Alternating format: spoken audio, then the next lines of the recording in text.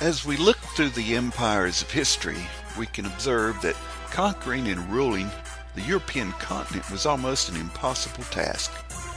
Trying to put all those people under one banner and then keeping them there was nothing short of a monumental task. The first to even come close were the Romans, but their successors, the Byzantines, kept it together for over 1100 years, making it easily the longest living empire on the European continent. Today we will examine 7 reasons why the Byzantine Empire was so successful. Reason number 1, location, location, location. The Byzantine Empire all started in 330 AD when Roman Emperor Constantine moved the Roman capital to Constantinople, which is present-day Istanbul. And the location couldn't have been better for leading an empire. It's on the Bosphorus Strait, which connects the Black Sea to the Mediterranean Sea, and it separates Asia from Europe. This provides the perfect vantage point for watching over an empire. It was not only an advantageous position economically, other kingdoms could easily be watched as they had to transport through Byzantine waters, and they could be taxed for doing so. Not only that, the eastern location was where all the good fighting was going on, and with the capital so close, it was easier to control armies through sending messages and not having to wait weeks or even months for them to reach generals.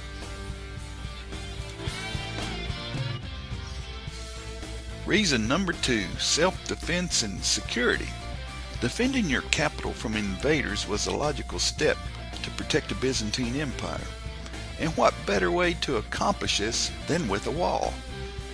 The west end of Constantinople had no natural protection, so Emperor Constantine began building one in 324 AD. Within 100 years, Constantinople outgrew its boundaries, and Emperor Theodosius built a second one that spanned from the Sea of Marmara to the Golden Horn. Number 3, super weapons. Like most great powers past and present, the Byzantine Empire made use of advanced weapons. Being a dominant force in their region, the empire attracted and created the brightest minds around, and they utilized this knowledge by creating super weapons. One such weapon was Greek fire. This awesome weapon could set ablaze entire ships and armies, which would continue to burn even on water. The weapon was so terrorizing that it quickly demoralized their enemies. Many compare it to the appearance of nuclear weapons in the 20th century. Another super weapon was the counterweight trebuchet. The Byzantines improved the original trebuchet that had been invented by the Chinese. Unlike its predecessor, the counterweight trebuchet could fire much larger projectiles at greater distances without requiring 30 or 40 men pulling rope. Not only that, it was more accurate too. Number 4, the power of religion. Religion is one of the strongest forces on earth. It has the power to divide or unite entire nations. True faith can make people do unimaginable things. Spiritual belief can transform an ordinary person into a martyr, a saint, or even a tyrant. Emperor Constantine understood that if you can make an empire believe in the same God, then you can rule them through faith alone. Therefore, he standardized the Christian religion through the First Council of Nicaea. Over time, the emperor was seen as God's representation on earth. The emperor and the priesthood had their own autonomy, with neither one ruling over the other. They worked in perfect harmony for the greater good. Perhaps the greatest symbol of faith for the Byzantine Empire was the construction of the most amazing church in the world, the Hagia Sophia.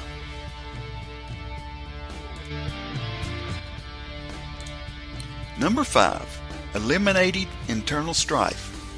Nothing brings down an empire quicker than internal strife.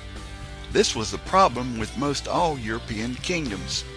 As feudal lords gained more power and control through title inheritance and nepotism, many of them would try to seize the throne. Even if they were defeated, there was always a bitter relative or two left behind to sow dissent. The Byzantine Empire dealt with a few of these, but they were held to a minimum compared with most kingdoms. This was because they filled key administrative and religious positions with eunuchs. They did this because eunuchs were unable to produce heirs and therefore couldn't monopolize power through their own families. So they became the preferred choice for many influential posts. Number 6. Higher education levels. Education during medieval times wasn't an obligation like it is with students today. It was seen more as a great privilege. Very few people knew how to read and write, and those were mostly monks living in secluded monasteries. During these times, most of Europe was living in squalor and dealing with plagues and famine, along with other atrocities. However, the Byzantine Empire was at its cultural height, with about 30% of its population being literate, a rate that the rest of Europe wouldn't reach until the 18th century. Much of this was because of the great universities within the empire. Learning was open to everyone, but it wasn't free, so most students came from the middle and upper classes of citizens. It is also important to note that women were allowed to study in the later stages of the empire.